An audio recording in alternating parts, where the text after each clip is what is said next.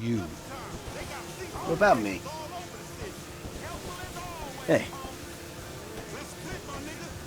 I don't have the advantages that kid has. By the time I was his age, I'd already been in prison twice. I robbed banks. I ran whores, smuggled dope. And you consider them achievements? These were the opportunities I had. At least I took them. And where did these opportunities get you, Michael? They got me right fucking here. The end of the road. With a big house and a useless kid, and I'm stuck talking to you because no one else gives a shit. Oh, I'm living a dream, baby. And that dream is fucked. It is fucking fucked. Phew, it's taken me a while to get this video out. It's a huge game and it's taken me a few replays and rewrites to truly get down my thoughts on this game. What more can I say or show about a game that sold millions and sits at number 3 on the list of greatest games? I'm talking of course about Grand Theft Auto 5, and with Grand Theft Auto 6 around the corner, I better talk about this now. The game released in 2013 and took the gaming world by storm, sweeping up multiple awards and making Rockstar a ridiculous amount of money. And that's just the single player aspect of the game, which is what I'll be talking about today. If you've been following this series, you'll be aware that I found the list on Reddit of the 200 greatest games. The user who created the list took scores from major publications and Metacritic scores to generate the list. It's a really interesting read and I'll link it in the description below. Forget the wacky, over-the-top, almost cartoony feel of the PlayStation 2 era, this is where GTA fully commits to realism. The jetpacks and janky visuals are gone, replaced with expansive landscapes and detailed character models that feel far more grounded. Set in Los Santos, Grand Theft Auto 5 follows 3 protagonists as they pull off a series of heists, leaning heavily into cinematic storytelling, and for the most part it absolutely works. The world itself is massive. While most of the action takes place in the city, the map stretches far beyond it into the wider state of San Andreas. Compared to Grand Theft Auto 4, which already felt dense and detailed, this is a huge leap in scale. You've got Los Santos in the south, inspired by Los Angeles with its mix of wealth and poverty, towering skyscrapers, sprawling suburbs, and the sun-soaked Vespucci Beach. Then there's Sandy Shores, a run-down desert town further north, filled with trailers, dust, and a very different kind of energy.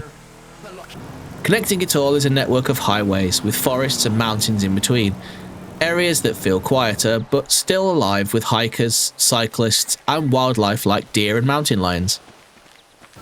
Even the underwater environments are surprisingly detailed. It's genuinely worth diving in just to explore, although maybe avoid the Los Santos River, unless you fancy swimming through what is basically sewage. And yeah, watch out for sharks. Playing on the PlayStation 5, the game still holds up well. Character models have been improved since the original PlayStation 3 release, and the addition of a fully fleshed out first-person mode, introduced on PlayStation 4, adds a whole new level of immersion. It's actually my preferred way to play, though it does come with a downside. Shooting from cover can feel awkward, especially since the game locks you into a position and doesn't always make it clear which direction you'll pop out facing. That said, that might just be a me problem. The story of Grand Theft Auto 5 feels like a parody of classic 80s and 90s crime films. Think Heat, Point Break, with a bit of Boys in the Hood and Training Day thrown in for good measure. It follows 3 protagonists. Michael, a retired bank robber bored with his luxurious but empty life. Trevor, his volatile and deeply unhinged former partner. What the fuck is that, huh? Nothing. Well, it didn't sound like nothing. All right, it didn't seem like nothing. I don't think that it was nothing. And Franklin, a small-time hustler trying to climb his way out of the streets. Yeah, right. Open the door! They'll get worse! The game opens 9 years before the main events, with Michael and Trevor pulling a bank job that goes wrong. Surrounded by police, Michael fakes his death, allowing Trevor to escape. I'm hit! Oh, Jesus! T, you gotta get out of here! I'm gonna leave you, Mikey! Go! God, I'm not gonna be fucking gonna bleed out! Go! No! In the present day, Michael is stuck in therapy. disconnected from his family and clearly unsatisfied with the life he thought he wanted. Franklin, meanwhile, is working scams with his friend Lamar, one of which leads him to repossess a car belonging to Michael's son. That job brings the two together in a great introduction. Michael ambushes Franklin from the back seat. Then, realizing he's just a guy doing his job, casually offers to buy him a beer. Unlikely, considering my son just got the car. And looking at the way you're going about this, I guess you're working a credit fraud. Credit fraud? Be serious, dude. I just worked the fucking repos. I appreciate a kid who follows orders without taking responsibility. Yeah, maybe one day we'll have a beer, and I'll explain how the world really works. Who gives you the slip? From there, things escalate quickly. One standout early mission sees Michael and Franklin chasing down a stolen yacht, with Jimmy still on board. Franklin has to leap onto the moving boat mid-chase, rescue him, and get back to the car, only for the engine to give out as they watch the yacht disappear into the distance. It's a perfect example of the game's set pieces: chaotic, cinematic, and just a bit ridiculous. Michael takes Franklin under his wing, but his personal life continues to spiral. After catching his wife with her tennis coach, he chases the guy down in a contractor's truck and uses it to pull an entire house off its foundations. Hey, you! Stop it! What's up, man? Get out of my way. Michael, calm down. What the fuck is going on? Nothing happened. It was a misunderstanding. She fucked a brick in my bed. You bullshitting me. It wasn't like that. You in? Fuck it, I'm in. Let's roll. Let's get this motherfucker. Just don't kill him! Come on, man. Do it to him.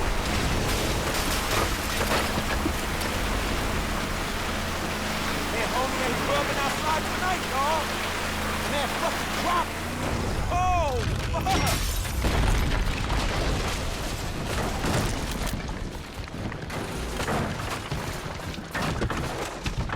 Unfortunately, that house belongs to a gangster who demands compensation. An architectural, significant, modernist wonder home down the hillside in Vinewood Hills. I thought the owner was banging my wife. Well, that was a strange house for a tennis coach. I wasn't thinking straight. Clearly. And just like that, Michael is pulled back into the life he tried to leave behind. Okay, After reconnecting with Lester, the crew pulls off a jewelry store heist, one of the first major highlights of the game, but the job has consequences. Trevor, believing Michael to be dead, eventually pieces together the truth and crashes back into his life. From here, the story spirals into chaos. Heists, betrayals, and jobs for corrupt government agents like Steve Haynes, dragging the trio into conflict between the FIB and the IAA. Get the lube. Who the fuck is this? Terminate him! Close this problem right now! At the same time, Trevor is building his criminal empire. Mr. Tao Chung is pleased to meet your acquaintance. Oh yeah, he seems it. While Franklin keeps getting tangled in Lamar's increasingly disastrous schemes. That's disgusting. What's happening now, D-man? Ain't no fun if the gangsters can't have none. The plot itself isn't always the strongest part of the game, and it can be hard to stay invested in the bigger picture, but honestly, that's not really the point. Like the films it draws from, it's best when its action kicks in, especially during the heists where everything comes together in spectacular fashion. One of the biggest surprises with Grand Theft Auto 5 is how few heists actually pay off. A lot of them are tied to the story, especially jobs for Steve Haynes, so you don't always walk away with much. In one case, Trevor even pulls a job on a Merryweather cargo ship only to be forced to give everything What's it back. been? Not 10 years? After this, the government won't care how long it's been. They're gonna put you and everyone you ever knew on their kill list. And you, I thought you would be smarter than this. What'd I do? Stealing a super weapon to sell to the Chinese. Damn, T. This some nuke or some shit? I thought you said you spoke to him. Yeah, I did. Okay? Kind of. I mean, he was all woozy and shit. It doesn't matter, all right? It's done. We've got it. Well, we could put it back. You drop it in the sea by the time they get a salvage operation together. No! Oh, so you want a drone circling your trailer? We'll get you another score, Trevor. When you do get a proper heist though, the structure is solid. Thank you. Each one plays out in 4 stages. On the wall by the First, you scope the target, either by sneaking in for intel or circling the area to identify entry points, exits, and security. Then comes planning. You're usually given two approaches, option A or option B, and from there you build your crew. Some members are just standard hires, while others you meet through the story. Each has their own skill level and takes a different cut of the score. Now we're hoping to keep quiet, so this guy shouldn't make much difference. The interesting part is that their stats improve the more you use them, so you're encouraged to bring along the weaker crew members early on to level them up, even if it makes the job harder. It's a great system in theory, I just wish there were more heists to actually make it worthwhile, or better yet, the ability to run them outside of the main story. After planning, you're moved on to preparation, stealing equipment, vehicles, and anything else you need. This is easily the weakest part. It often feels like filler, especially when you're stuck sourcing something like a getaway car and have to stash it somewhere on the map. Unless you know San Andreas really well, there's a good chance you'll leave it miles away from where you actually need it. Alright, give me the location. But once everything's in place and the job kicks off, this is where the game shines. The heists are easily some of the best moments in the game. Big, chaotic, and packed with action. My personal favourite is the Paleto Bay job, where the crew storms out of a bank in full bomb suits, unloading heavy weapons into waves of police and military. It's completely over the top, and that's exactly why it works. That said, the choice in how you approach these heists can feel a bit limited. It often feels like there's a canon option the game expects you to pick. For example, in the Merryweather job, one approach involves stealing a heavy-lift helicopter to transport the submarines offshore. But once the mission is over, that helicopter just disappears from the story. And even when you later need one for an FIB job, Boat, tandem rotor heavy lift helicopter, the game forces you into another setup mission to get it, despite the fact Trevor literally had one not long ago. It's a small thing, but it breaks the illusion a bit. I want to spend some time talking about the characters in Grand Theft Auto 5, because I think the three protagonists represent different types of players. Trevor is the chaos, the players who jump into GTA just to cause as much destruction as possible. Michael feels like the older players, nostalgic for the good old days of gaming, now juggling responsibilities and looking back at what they've lost. And Franklin represents new players, trying to find their place and figure out what this world actually is. Michael in particular is an interesting character. At the start, he's desperately trying to reconnect with his family, although it's hard to see why. His wife Amanda is constantly cheating on him, though to be fair, Michael isn't exactly innocent either. His daughter Tracy is obsessed with fame despite having no real talent, and Jimmy spends most of his time playing video games and getting high. They all treat Michael like he's the problem, constantly calling him unstable. And while they're not entirely wrong, it's clear he does care for them. He just has no idea how to show it. You can even take Michael to therapy sessions with Dr. Friedlander, who is one person in the next minute I'm completely useless. another person. Just as it seems like Michael might be getting somewhere, the sessions fall apart. I'm just terrified that I'm sure you are, but that's really all we have time for. And you sometimes You're given feel dialogue you're choices, not but they don't responsible really for your affect anything. actions. It's more about the character All insight than denial. actual consequence. I really just want to be happy, Doc. Franklin's story is all about wanting more. He's trying to leave behind the life he's stuck in and become something bigger than just another gang member. The problem is Lamar. Lamar constantly drags him into reckless schemes, mocking Franklin for trying to change and accusing him of forgetting where he came from. At the same time, he refuses to accept that their old friend Stretch is clearly betraying them. D, my nigga, just got out crossing lines, did some time with some of your folks. Hey, look, this ain't about you, man. Why the fuck we can't Honestly, Lamar might be my favourite character. He's hilarious, brutally honest, and completely unapologetic about who he is. Then there's Trevor. Violent, unpredictable, and somehow still capable of genuine loyalty. Don't mean nothing by it, man. I know, cowboy. It's okay, man. Give me a hug,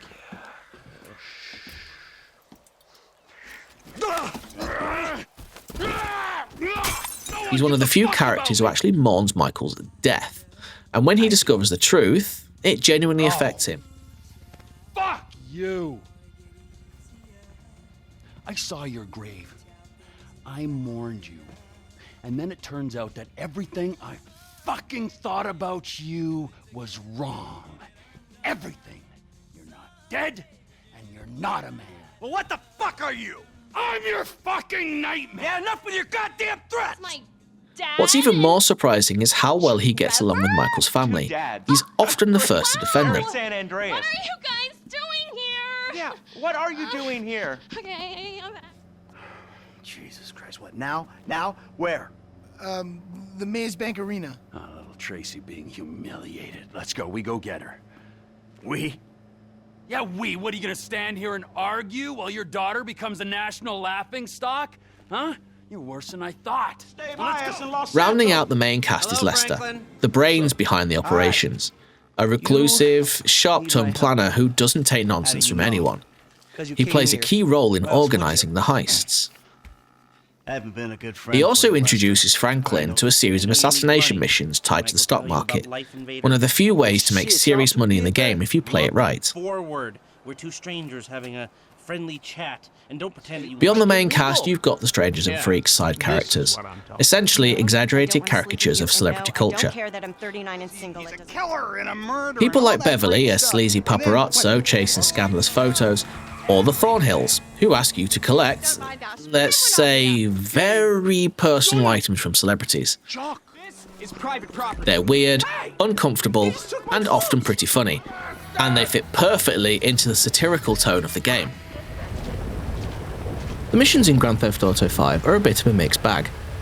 At their best, usually during the heists, they're cinematic, fast-paced, and genuinely exciting. But in between those highs, there's a lot that feels like filler. Too many missions boil down to go here, kill these people, then escape. That said, there are some standout moments outside of the heists. One of my favourites includes shooting down a plane using a high-powered rifle mounted in the back of a van, then chasing it as it spirals out of control across the countryside. It's chaotic, intense, and just really fun to play. Another great mission comes when Trevor re-enters Michael's life. After discovering Tracy's auditioning for Fame or Shame, they rush to stop it, only for things to spiral into a ridiculous chase across Los Santos, hunting down Laszlo and publicly humiliating him. It's completely over the top, but it fits the tone perfectly. The problem is, a lot of missions don't give you much freedom in how you approach them. Most of the times, you're funneled into one solution, usually shooting your way out or driving away from danger. A good example is the Dead Man Walking mission. It starts like it might be a stealth-based infiltration of a morgue,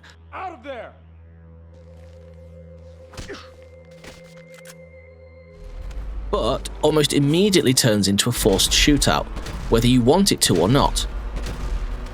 It feels like a missed opportunity, especially in a game that suggests choice is another area. Outside of missions though, there's an incredible amount to do. You can play tennis, or golf,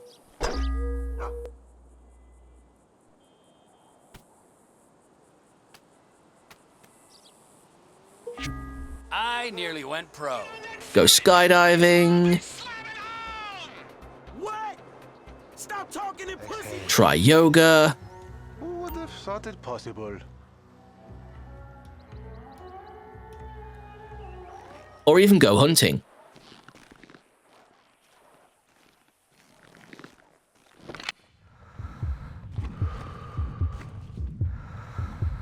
You can sit down and watch TV, complete with full in-game shows, Impotent Rage being a personal highlight. It all adds to the sense that this is a living world, even if the mission design doesn't always take full advantage of it.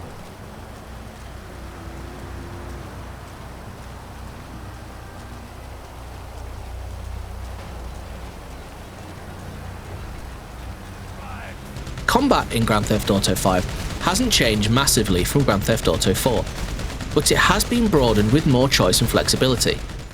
There's a wider selection of weapons available, and each can be upgraded with attachments, giving you more control over how you approach encounters.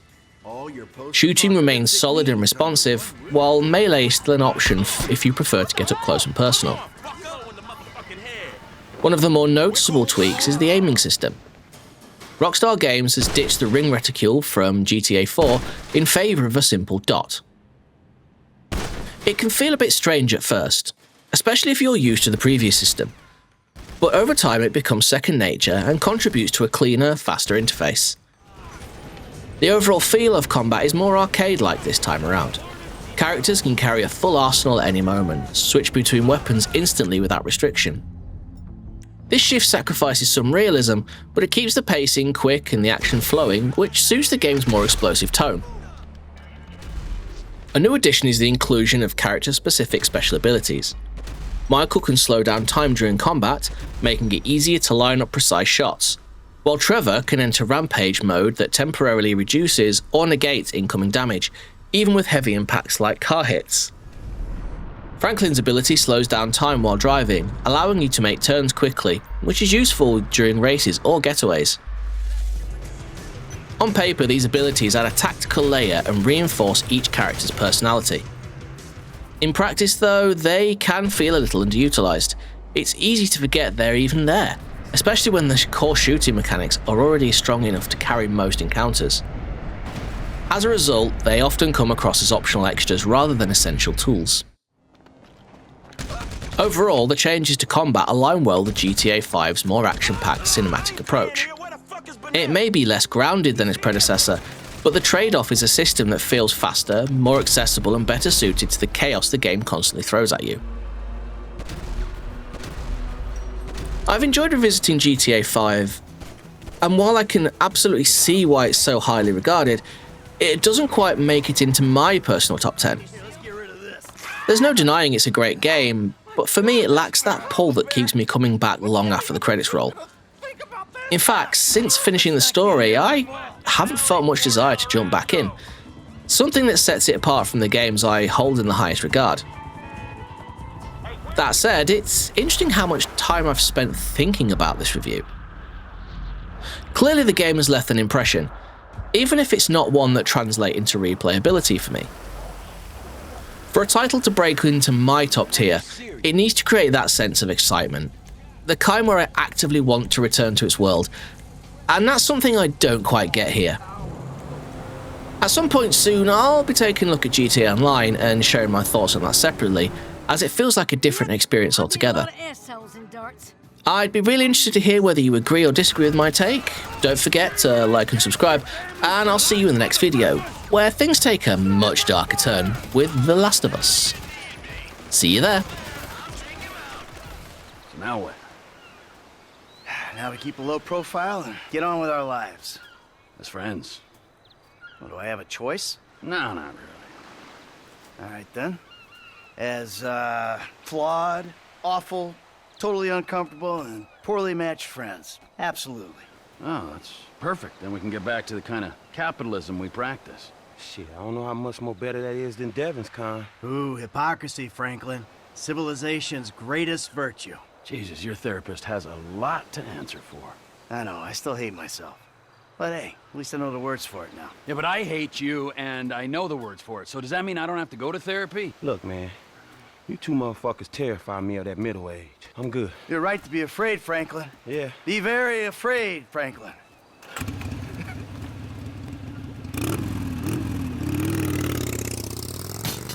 Tell you one thing, T. I'm getting too old for this nonsense.